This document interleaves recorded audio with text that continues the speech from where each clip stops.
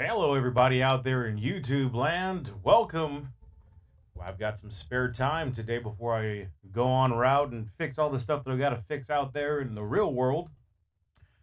But I just got back from a week-long install in Clearborn, Texas, just below Fort Worth. That's about 7.5 hour drive from my location. Very big territory that we service. If you need any more information on that, you can get a hold of us at Texas Coin Op. That's TEXASCOINOP.com.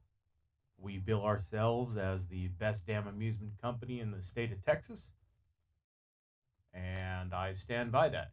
Have stood by that for around 9 years, and we fix the majority of our own equipment.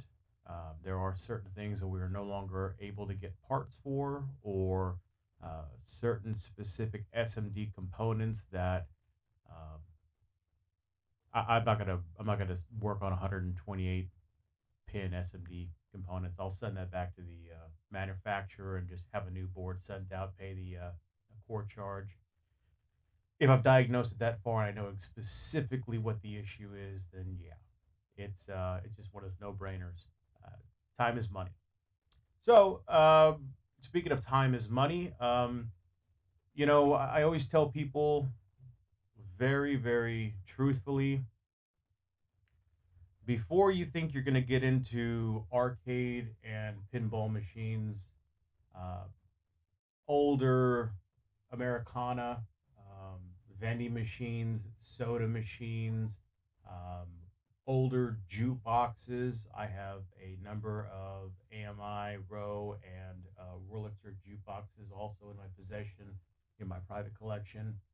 I've done work on these, and it always ends up, most of the time, people are in love with the idea of owning equipment, and I'm all for that. I love all collectors and whatnot, um, but it gets to a point where you need to understand that the cost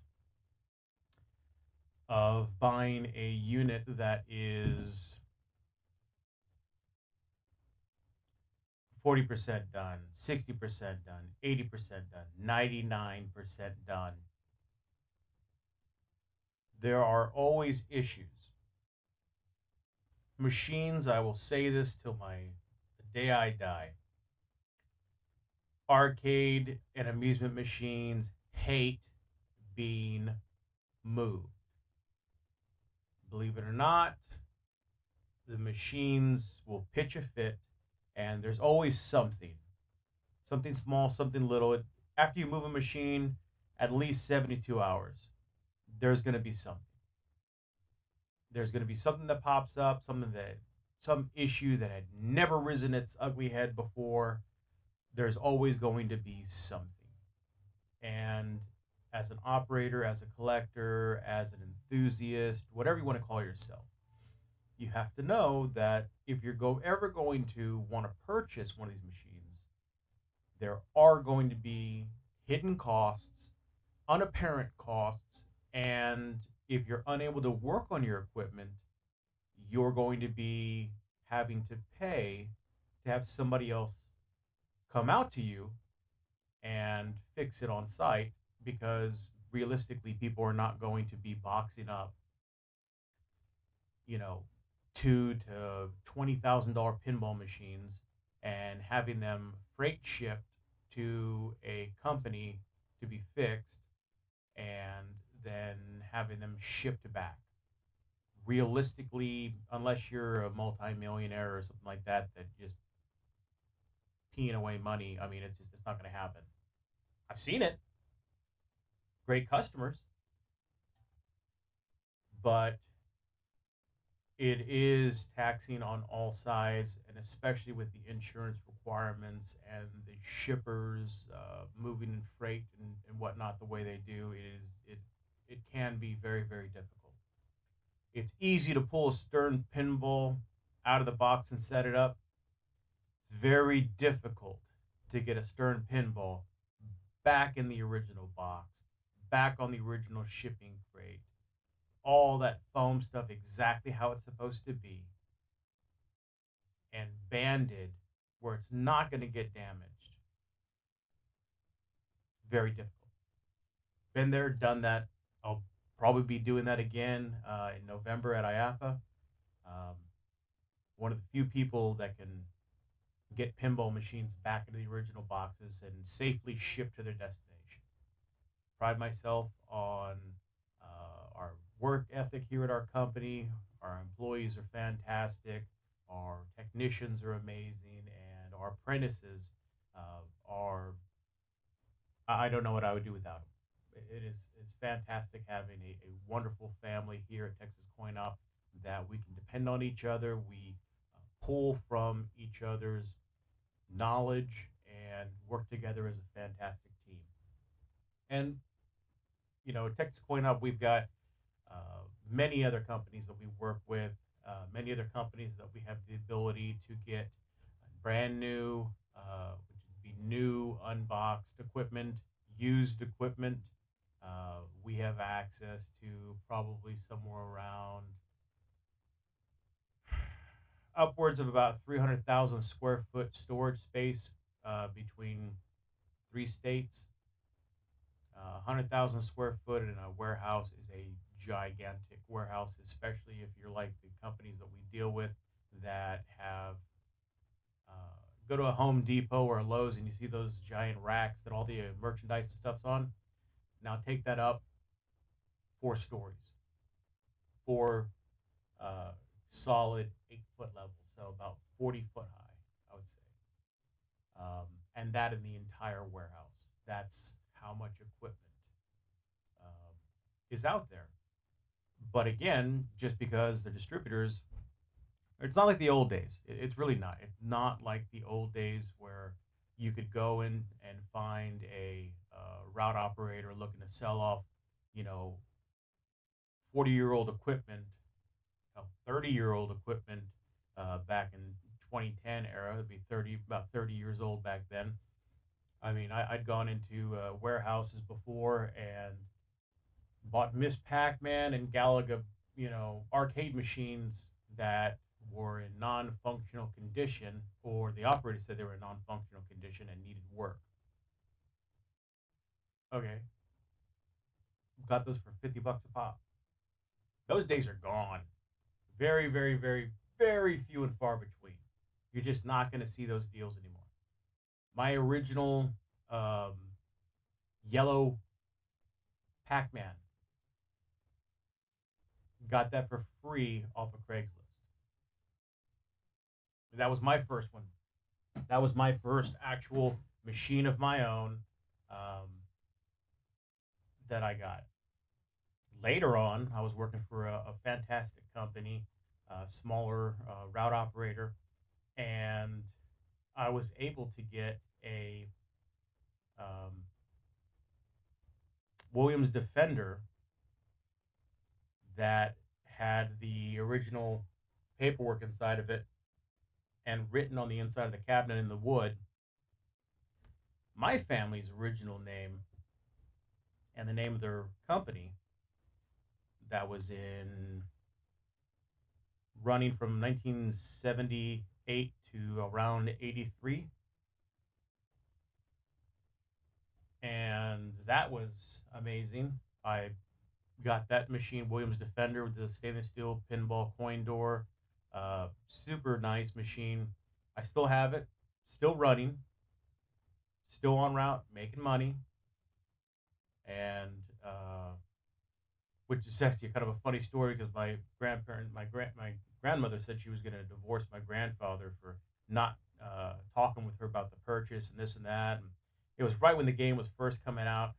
Um, I want to say he said he paid like 800, somewhere around 800 for the original Williams Defender on launch, and got one delivered, set it up. I think he said it was like on a Thursday. by the following Friday, the machine had already paid for itself. Uh, in the early '80s, to see $800 in quarters just fill an entire arcade coin bucket multiple times. That's just amazing. Um, if you have any idea of routing machines now, and you pull out your coin bucket and you're about only an inch on the bottom, and that's like $100, to see an entire thing full is mind-boggling. But that's what they used to do. So that was the struggle. It's still a struggle now. Um, to see any machine that's going to be on route, it could be making $800 a week. Um, if it was that simple, everyone would be doing it, and that's simply not the case. Um, it's just not.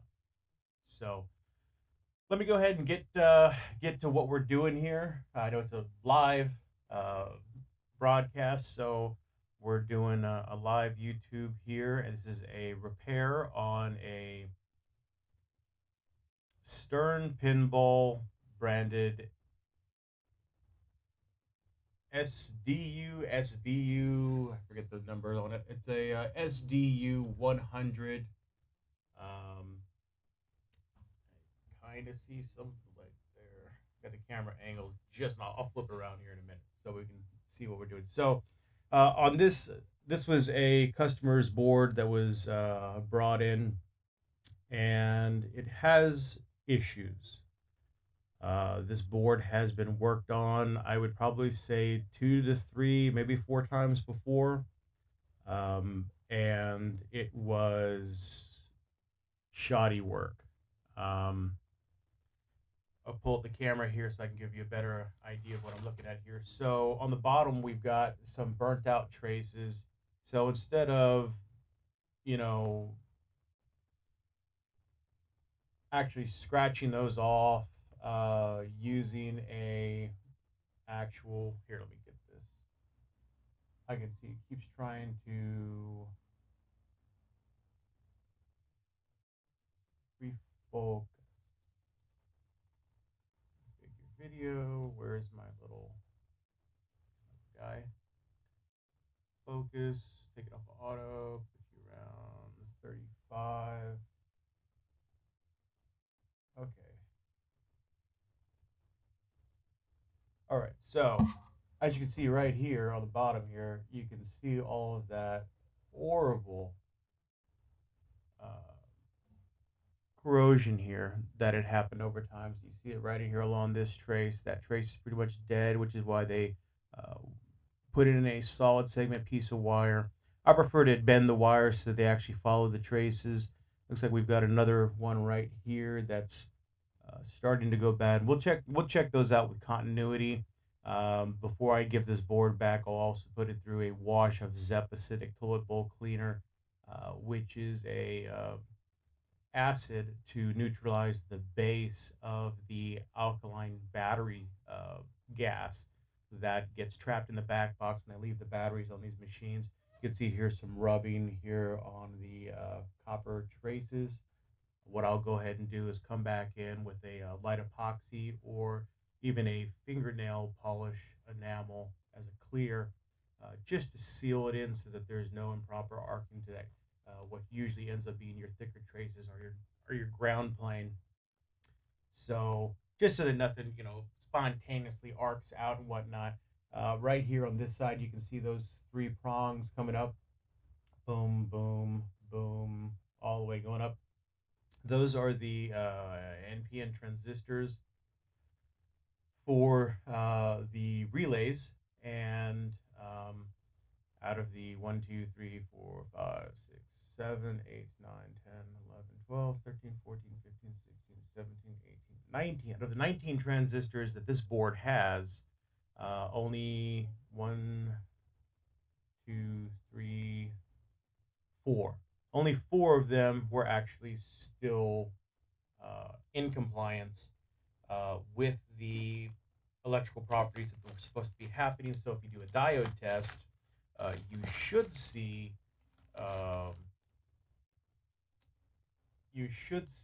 on a diode test diode value of, 0.49 to around 0.61 at the top end. These were all at about 1.4. So double the amount of internal resistance that they should have had for the diode test setting. Now, some would say, oh, well, it's still in line, it's still in place, blah, blah, blah, blah, blah. Well, I tested them both in line and um, out of line when I pulled them, and they were, in fact, bad. Okay. So you got to remember also, I mean, I don't even remember what year this pinball came out. So let's just check it out real quick. I know there's some really good information about this. This is one of the few. So with pinball, they always try to do certain things. Sometimes certain gimmicks, certain actual um, themes that were dicey at times, just like arcade machines. And there was a game called Death Race, and black and white vector style game. Was it a vector or is it a raster? It might have been a raster game, but immediately banned, and machines destroyed and all kinds of stuff. So for Matahari, which was produced by Bally in 1978, there was two versions. In 1977, it came out as Matahari, the electromechanical, and of those, there was only 170 produced. Then they swapped it over in 1978 to a solid state SS version of the game, and there were 16,260 produced. So obviously, pinball production numbers will never, ever be what they used to be. There's not enough demand to fill 16,260 titles to be made or machines of a specific title. Like there's where would you put them? You just wouldn't.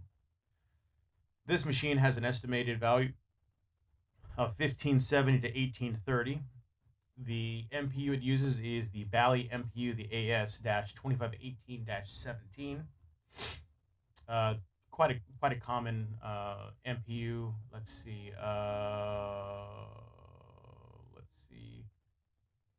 A lot of rethemes have used it. Bullseye 301, conversion kits. Central Matic. That's kind of funny. They made a version of Flash for Europe in 1979 and called it Super Zeus. We called it Flash here in America, which is also another one that had a dicey theme. They were trying to get the Flash Gordon um, rights to be able to have that pinball machine. They didn't get it, so they called it Flash. That also ended up being the first pinball machine ever to have a flasher bulb inside of it, under these blue lightning bolt style little plastics that said Flash embedded into the play field. Um, One of the greatest pinball machines of all time, based on sales, based on numbers that were produced, based on earnings by coin operators that it was actually seen out in the wild. Just because you've got a, you know, whatever machine at your house, oh, this is the best machine ever. Well, I mean, yeah, good pinball machines are good pinball machines, but if they don't make money as to what they were intended to do for their sole function, not really worthwhile. Bally Strikes and Spares, Matahari, Bob Orr's Power Play by Bally, which is an ice hockey theme. That one's kind of cool. 8 Ball, uh, Evil Knievel, Blackjack, Knight Rider, and Freedom were all produced on this board set. And if I may note, Bally's 1977 8-ball actually had 20,230 units produced. And I want to say for 20,000 units, that might be one of the highest I've ever seen and heard of. I know people want to say it's the Adams Family.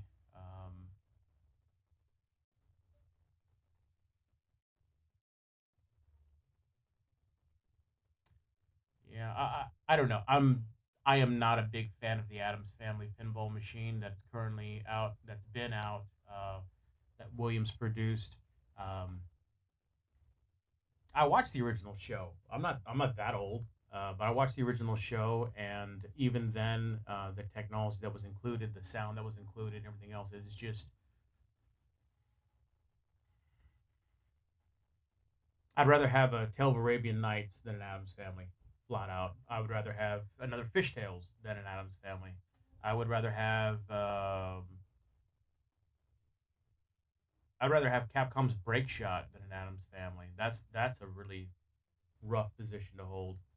But let's go ahead and get down to what we're going to be working on here. I'm just going to be finishing up these transistors. I've already got the legs bent. They're already inserted. The last video that we had on the live stream, we actually took off the old transistors, cut off the old Zener diodes. I've got a couple here that I'll have to be working on because we've got some trace pad displacement from the previous work that had been done on these machines. Why they didn't test the Zener diodes, uh, why they would not have gone through and checked the rest of the transistors. And it was really odd when I saw this machine. I was asked to come over and take a look at one of these machines on one of my trips.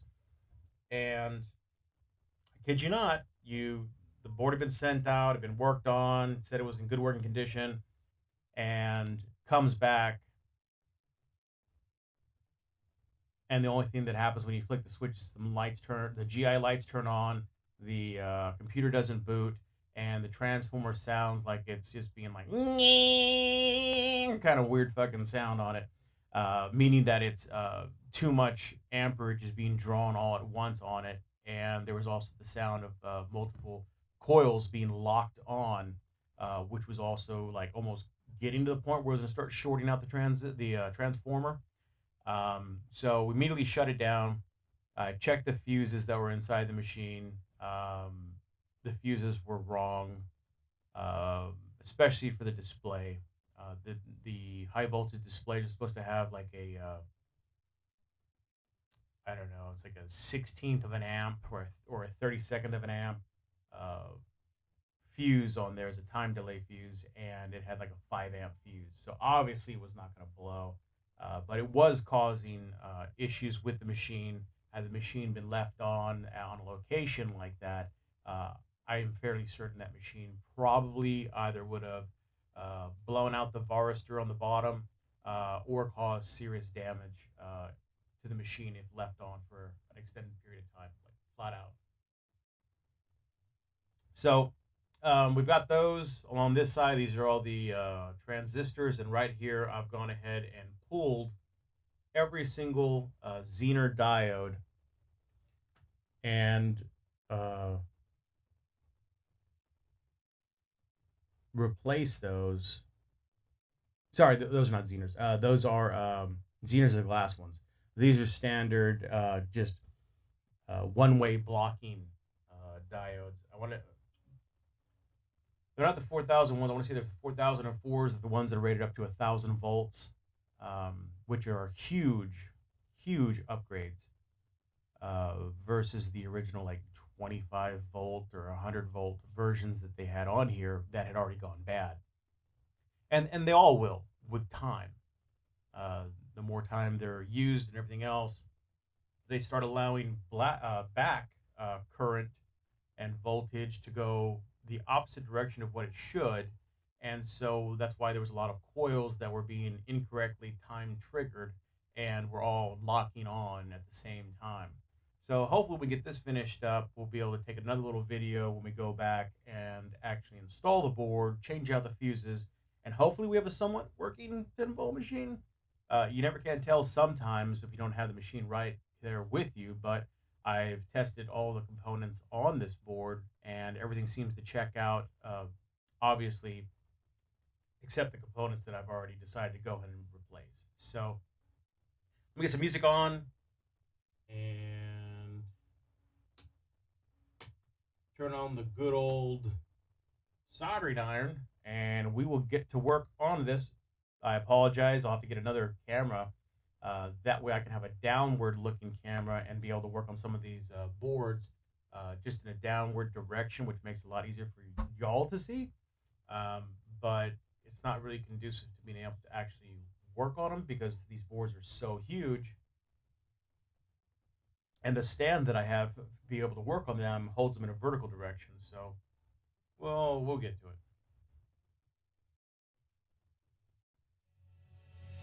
Also, like to say real quick, our channel is slowly growing, and this is Electric Euphoria with your host, LovelyCoCoNuts. Don't ask me. But we would not be anything without you, the watcher, and hopefully decide to hit that subscribe bell. We'll be sprinkling in these videos. I've got quite a few more videos coming up that I will be working on with amusement and coin-op equipment. Everything from arcades, pinball machines, crane machines, boxing machines, candy and capsule machines from multiple different vendors. My favorite is Beaver. Big Beaver fan. And so we'll be going and discussing the pros, the cons, what you should be looking for as a collector, what you should be looking for as a enthusiast to really make your money worthwhile so that you're not just having something that's going to be, say, a display piece in your house that never worked. We like functioning equipment here. So without further ado, let's go ahead and get back on topic.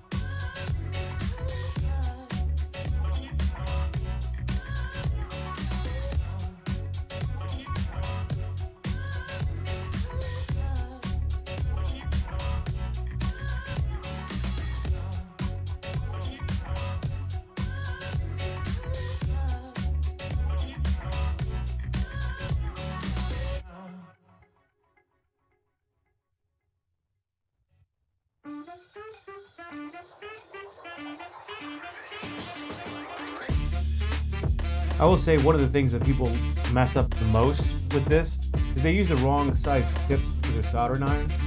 Here you want to use an extra fine point, crank up your temperature to about 820 degrees, and you want to get it in that hole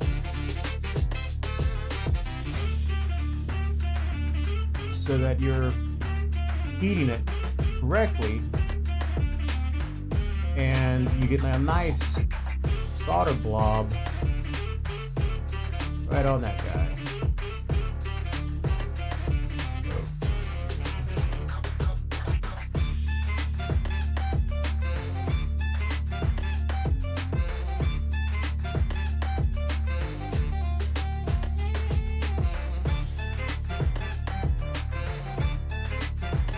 Yeah, they did a number on this when they worked on it the last time for sure.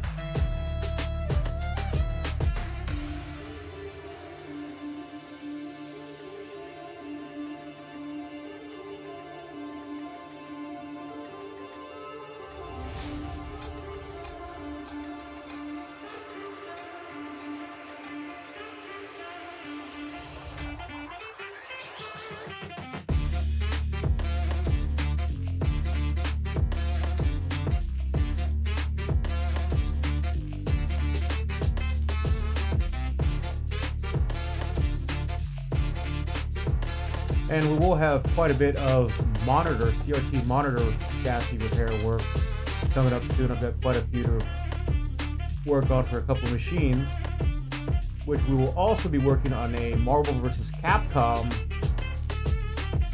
1 and a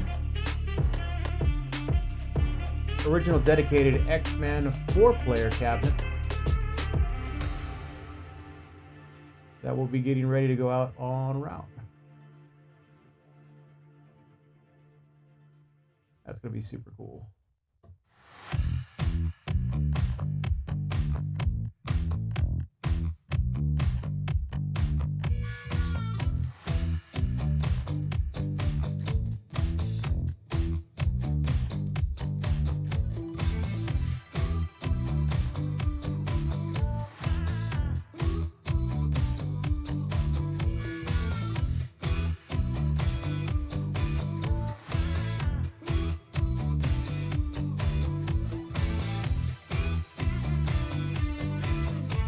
All right, we've got one side done there.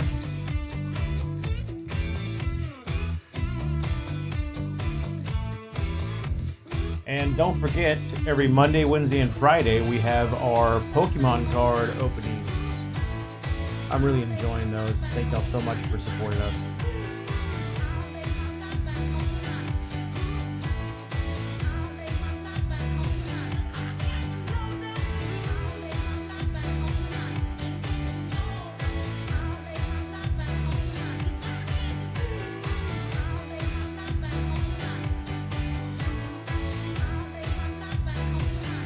And remember, this is only half the battle of actually getting these components off, replacement components in, and soldering them back in. Then you have to test to make sure that everything that you put in is functional in a non-powered state.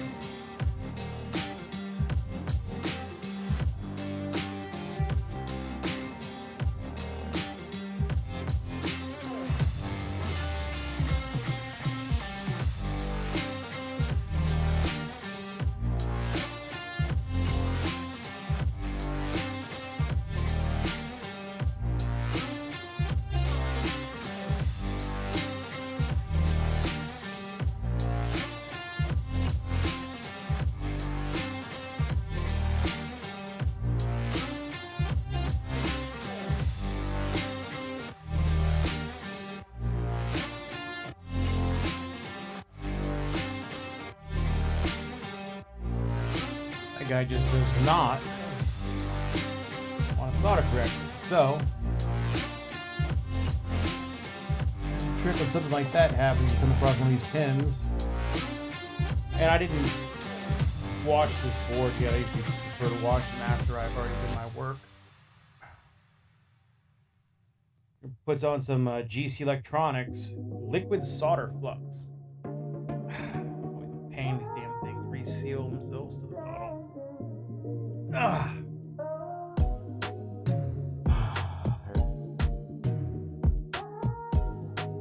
was quite a lot of exerted force. What I'm going to go ahead and do is just, since I'm already got the bottle open, gone through the trouble, I'm just going to lightly wet down just the solder pads, not the leads, just so that when I get that temperature on there, it will give a little bit of flux, a little bit extra flow, a little extra clean on it, and allow that solder to flow on those pads a lot better than they normally would. We just saw a second ago. Night and day. It really is. Why didn't you put the solder on there? Flux on there first? Well, because you don't want to have to overdo it, and this stuff is expensive, so I'd rather not have to use it if I don't need it. And yeah. That's why. Oh, it's just a little bottle. How much are it going to really be? $20 to $30. Depending on what you're using, what brand, what manufacturer. It can cost a little bit different. Like I said, this board has had many hands on it. Usually when I get boards that have been sent off and then are not working and they want me to fix them, usually I charge double. I call it an asshole tax. You should have just sent it to me first. Doesn't matter who you're going to use, there is going to be a queue of some sort at some point. The board will not be back to you and done in 24 hours. It's just not going to happen.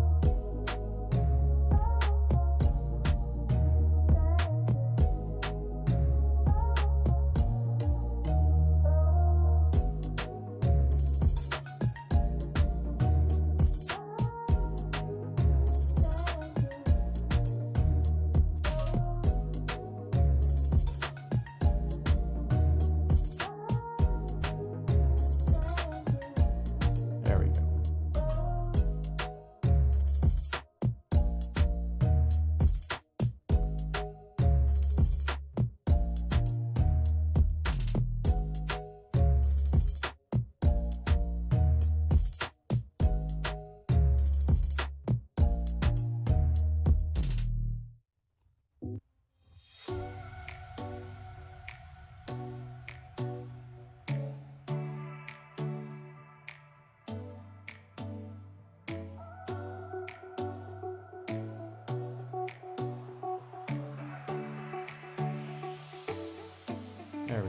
All right.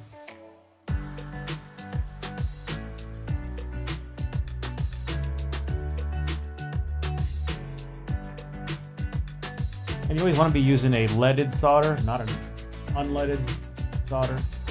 You'll destroy the boards that way if you use unleaded.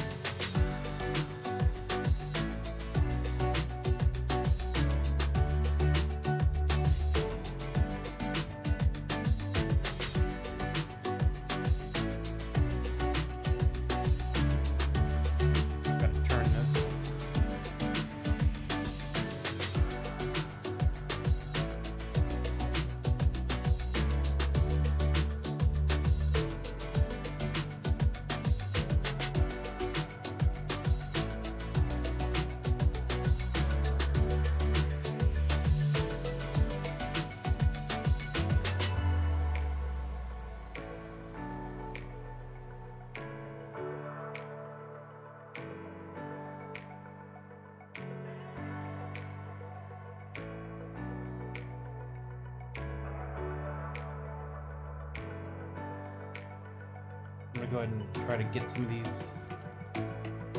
that I've already worked on, these legs out of here.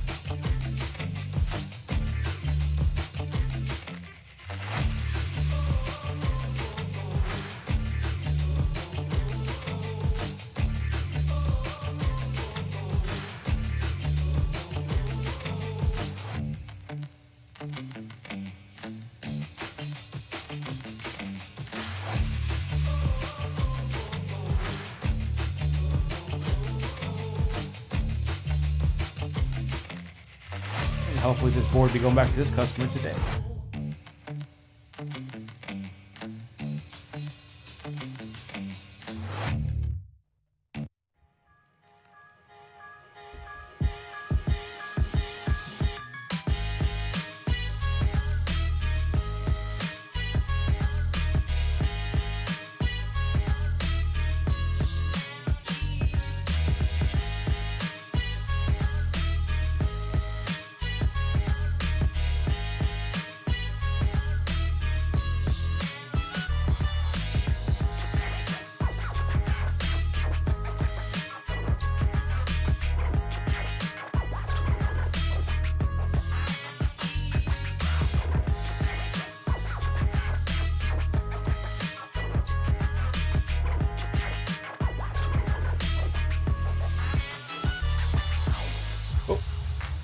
Sorry about that.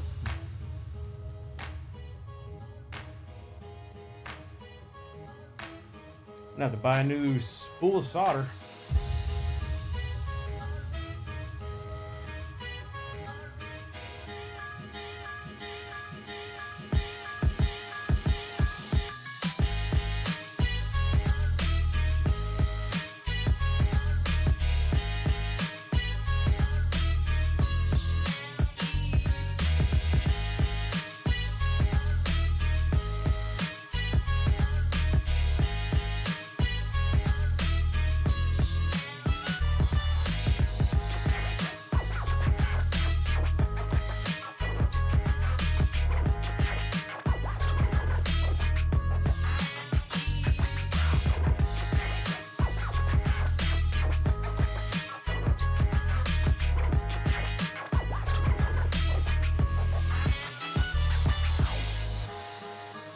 The nice thing about these older boards is that there's not really through-hole vias you have to be worried about here.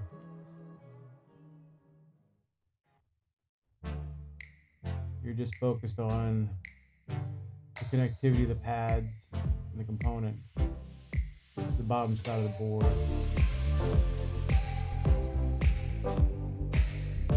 It can be more difficult, especially when you have a board like this that the solder pads are a bit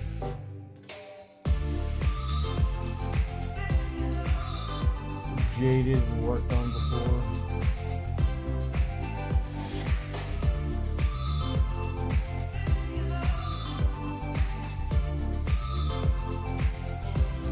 Now the price of this repair would have gone up if I had to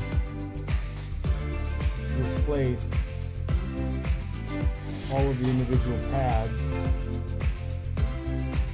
that were damaged on this board.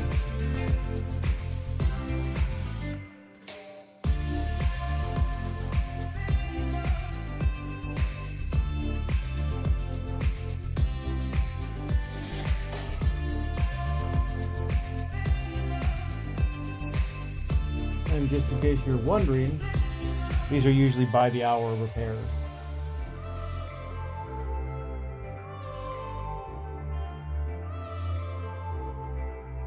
That makes it worth my time to do it, and make sure your money is spent wisely.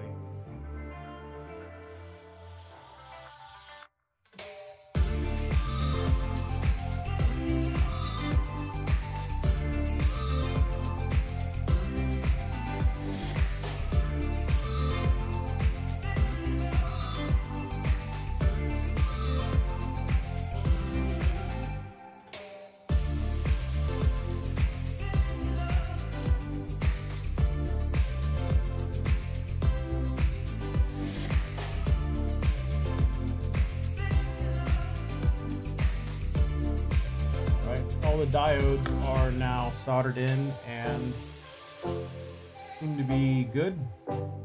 We'll test those after we finish with the rest of the transistors. So I'm going to change the orientation now. Hopefully it doesn't fall over. That usually is what wants to happen when you get it this far out. Clamp that down there. Hopefully I'll have another desk by the end of this week as an additional desk. That way I can have some stuff. Oh, I'd like another little workbench area. Have one for my computer, one for my DJing setup and music creation, and then another one over here to be able to work on PCB boards and monitor chassis. So we're getting there, people. We're getting there. Please remember to like and subscribe. That really helps us out on this channel immensely. I don't know if we'll ever get to the point to be monetized, hopefully, but you know, we'll see that. We're just trying to spread some love and arcade and pinball repair so y'all have an idea of what we're doing. You can't see what I'm working on. Hold on, let me get this little tripod flipped around here.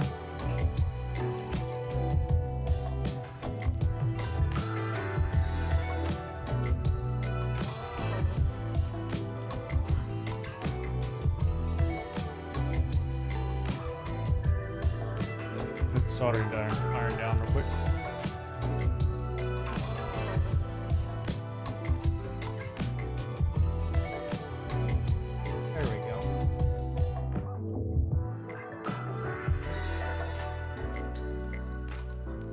To give you a better look at what I'm working on here. See if I can dial in the focus one more time.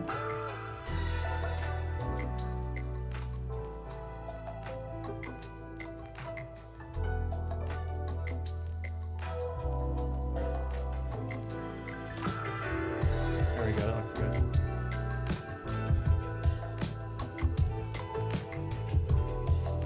And like I said, what I'm going to be doing is filling in these spots here. And like I said, you want to use a fine tip soldering iron tip. You want to get the tip in the hole, lay the iron against the leg so you've got that heat traveling down, dispersing on the pad itself. You wet it just like so. You pull up and boom, right there. Perfect pad. Perfect solder. You don't want them all wonky and high bridged and all that other kind of stuff. You want them just cool.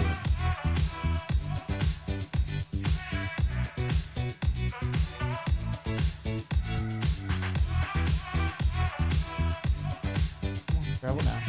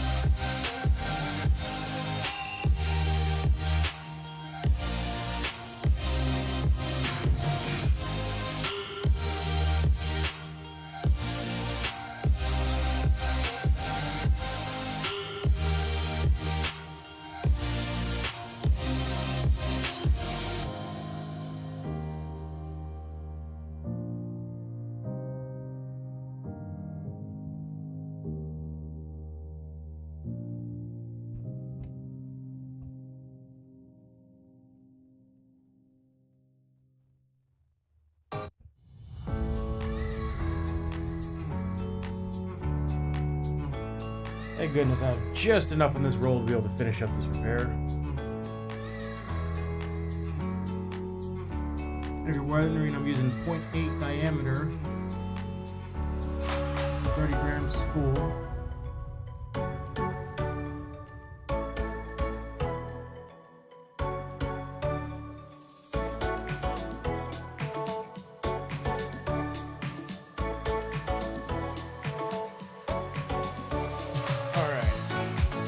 Couple left.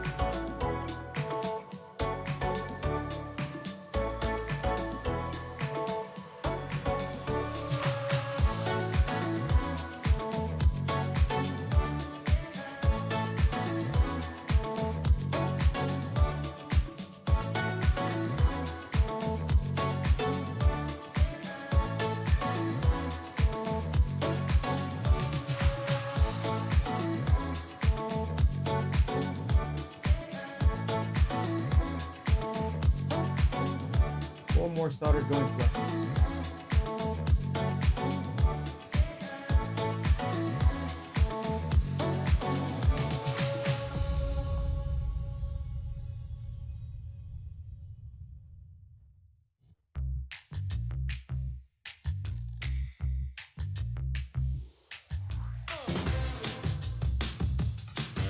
Two left.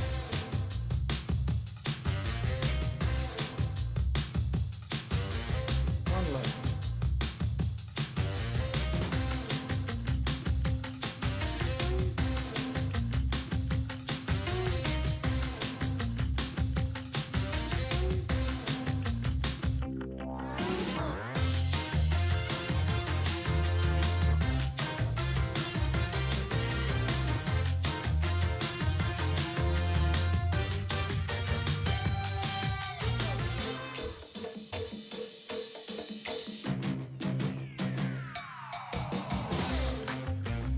All right, that's it for the soldering iron.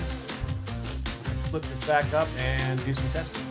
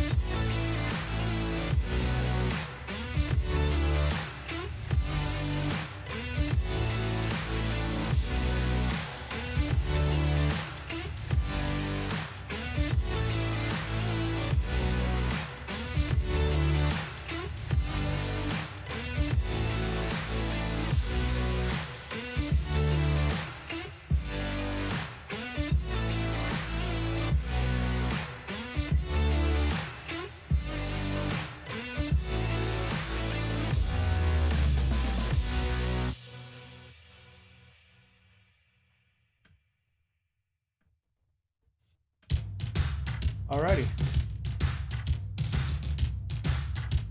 And that should be it.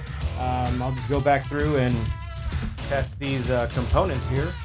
And after that, we should be pretty much good to send this board back off to the owner and reanimate yet again one more Bally Matahari back into the world. Yeah, a bit different top and bottom, isn't it?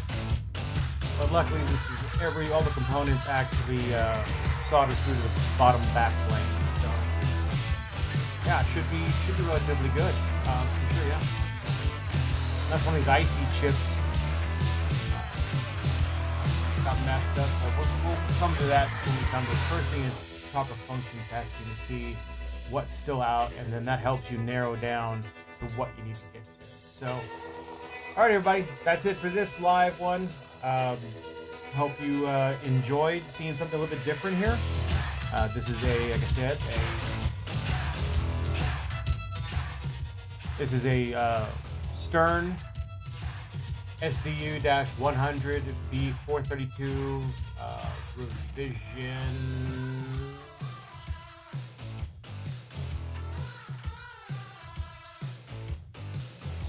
revision D, a 19D-150. All right. Thanks for watching. Take it easy. Always please remember to hit that like button. Toss a comment down if there's something you don't understand or more of something that you want to see. This is Electric Euphoria, and I am your host, LovelyCoCoNuts. Thank you once again for watching our videos. Don't forget to hit that subscribe button. That really does help us out on our journey to getting a nice monetized channel. Yay! So thank you. I appreciate it. We wouldn't be anything without y'all. Y'all take it easy. Bye from Texas.